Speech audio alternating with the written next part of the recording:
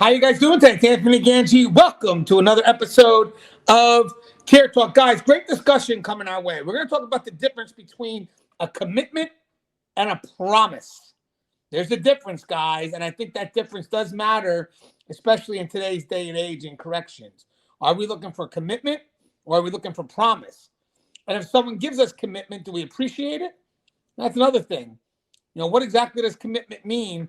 What exactly does promise mean? Now, guys, this dialogue is sponsored by two entities. We have American Military University. If you get a chance, please check out American Military University. It's a great online school.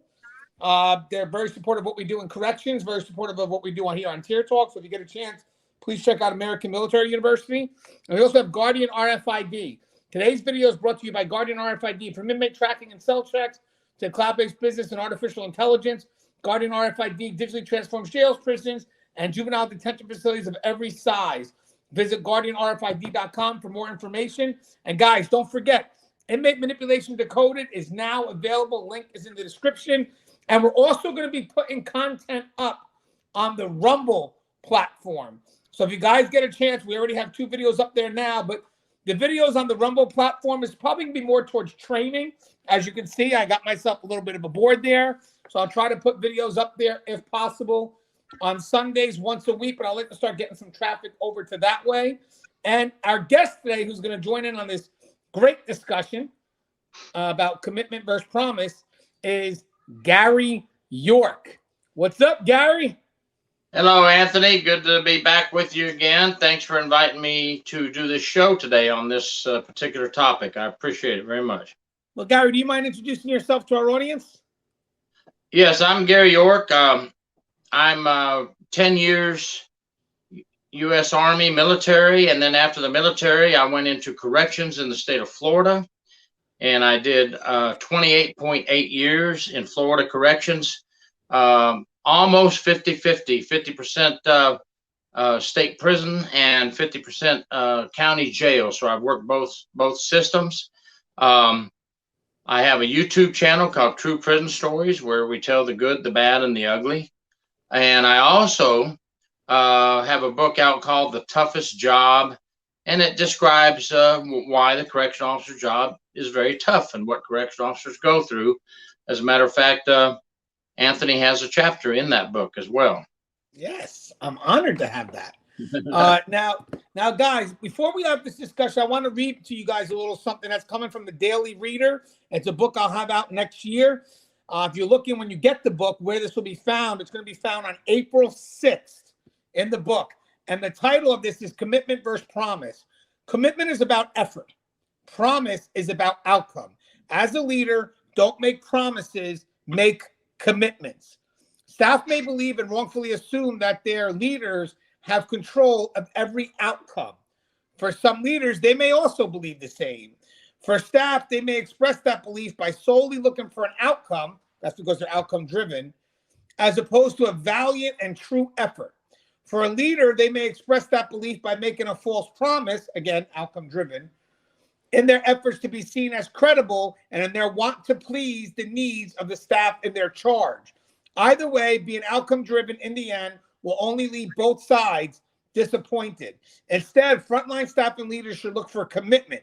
Commitment allows for the latitude of efforts made that truly define a strong working relationship. When a leader or those in their charge say they are committed towards helping each other reach their greatest potential for success, that commitment shows an immediate appreciation for the efforts instead of a delayed recognition contingent on an outcome. In order for corrections to strengthen the relationship between frontline staff and management, they need to focus more on commitment, which is the effort, and less on promises. That's the outcome. Now, in short, great leaders know and understand that a promise can easily be broken when the outcome is dependent on someone else's decision. With that said, a broken promise to an outcome-driven culture will destroy credibility. Therefore, staff should never make a promise they can't keep. Instead, they should work on cultivating a relationship with each other that is embedded within a culture that believes in commitment as defined by one's effort. Trust and believe there will always be a greater appreciation for a committed effort than a false promise. Now, that quote's from me. You can find that in the book. And to complement that quote in context, you get a quote from Jennifer Malelu. I always get her name wrong, but I'm pretty sure that's correct. Senior corrections officer out of the Federal Bureau of Prisons. And she says, a promise only requires verbal skill from the speaker and faith from the team. Commitment requires proof of word through actions. Most put more stock in commitment because there's a price to pay if broken, which is the loss of trust. Hey, Gary, what's your thoughts on that? Commitment versus promise. Is there a difference? Yes, the federal officer, she's exactly, the senior federal officer, she's exactly 100% on target.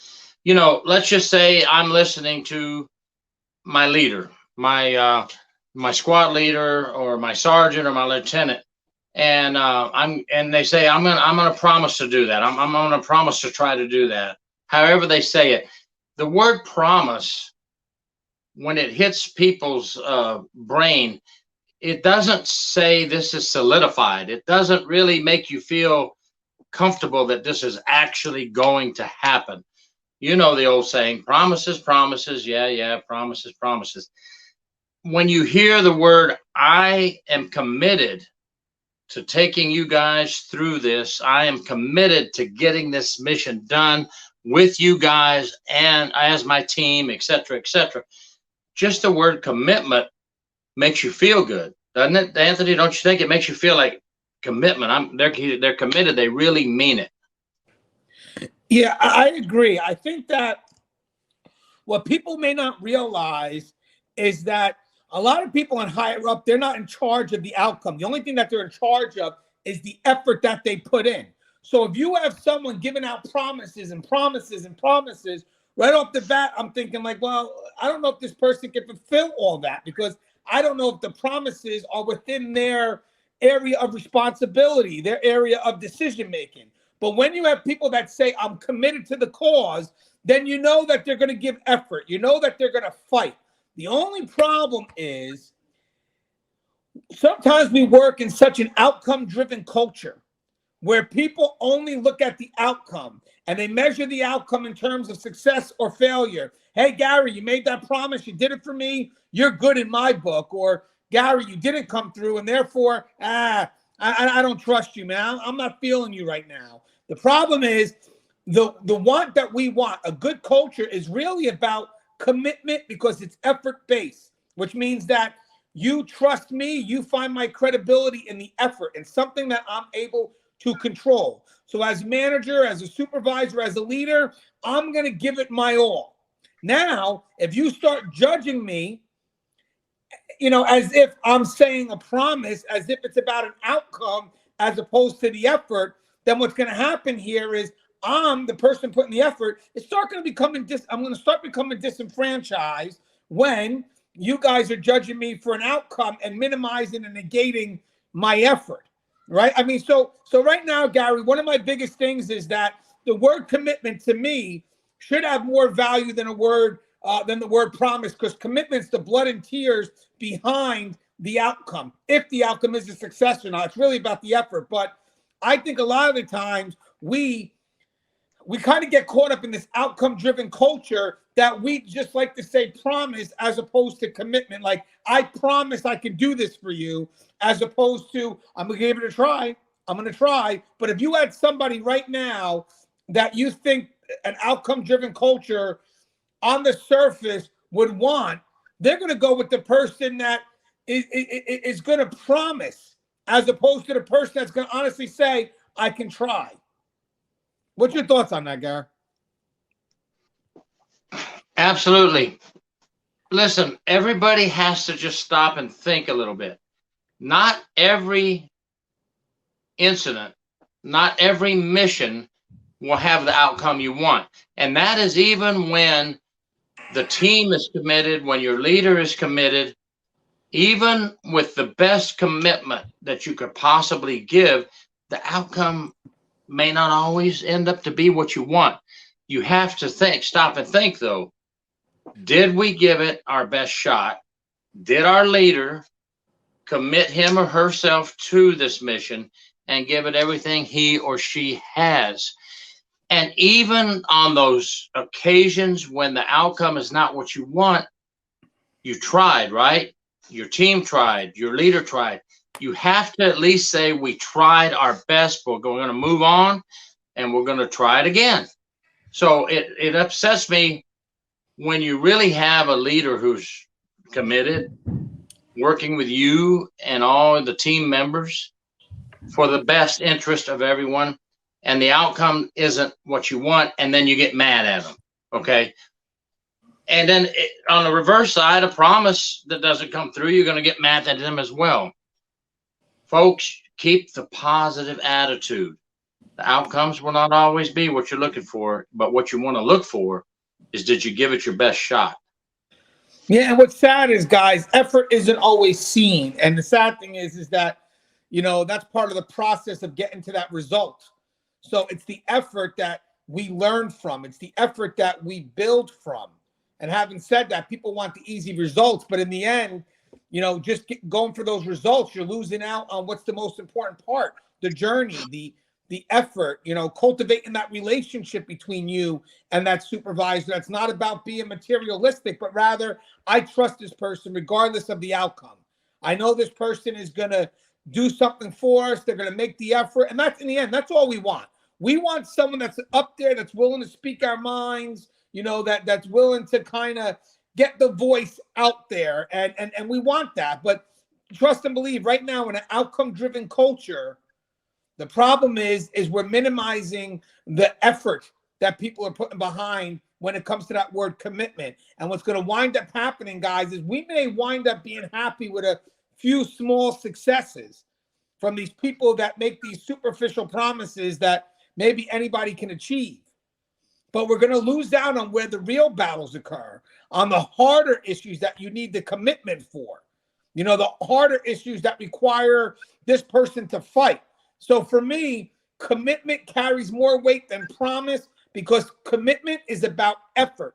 It's about an investment of time, where promise, at the end, it's about an outcome. And think about this, guys, just to make sure. I mean, would you want a relationship, really a strong relationship? Would you want a relationship built on an outcome or on constant effort? Because to me, we have charge of constant effort. I can control the effort I put into something, but I can't always control the outcome. So if our relationship is contingent on an outcome, then we don't have a relationship. It's superficial. But if our relationship's built on our effort, then that's great, because in the end, I can attack that. I own my effort, and I would love for the fact that we do have a relationship built on that, because that means that you appreciate my effort, which only motivates me that much more. So, Gary, in closing, commitment versus promise. I mean, as a leader, are you looking for someone who makes all these promises and in the end probably doesn't come through, or someone that says, hey, listen, I'm going to make an effort. I'm going to do what I can to make sure, we can get what you guys want. So I am committed to the cause, but in the end, all I can give you is my effort. To me, that shows honesty, that shows vulnerability. I'm more likely to trust that person. I'm looking for the leader that is giving commitment and effort, but I'm also looking for that leader that is not selfish. You cannot be a good leader and be selfish. Like, I want to make myself shine. I want to look good in front of the superior. You want a leader that has commitment and is not selfish, is for everyone's gain. And you want to be with a leader that not only commits to completing the mission, but is committed to looking out for you, the front line, the squad, whatever the situation is, to be successful. Maybe even pass that leader in rank one day. But that leader can look up to you and say, man, I'm proud of you. I remember when you worked for me.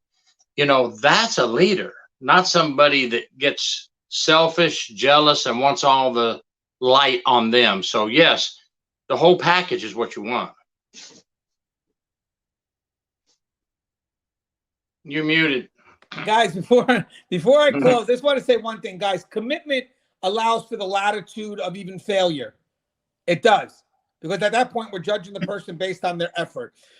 Promise doesn't allow that. If you fail to fulfill a promise, your credibility is shot. It's outcome driven. Your credibility is shot. But if you commit to an effort, regardless of the outcome, people, they appreciate the effort. They know what you're about, and they're not so focused on the outcome. It's more about, hey, but this person's committed. I'll take them to battle with me again and again. So, guys, this dialogue here was an effort to bring things together because we do have committed leaders that unfortunately are in a position where they can't produce the outcome you want. And having said that, that may not be their fault. But here they are committed. They're providing an effort, but they're providing an effort in an outcome-driven culture. Think about where the conflict is there. They're providing an effort in an outcome-driven culture. We need to change that. We need to understand that there's a difference between commitment and promise.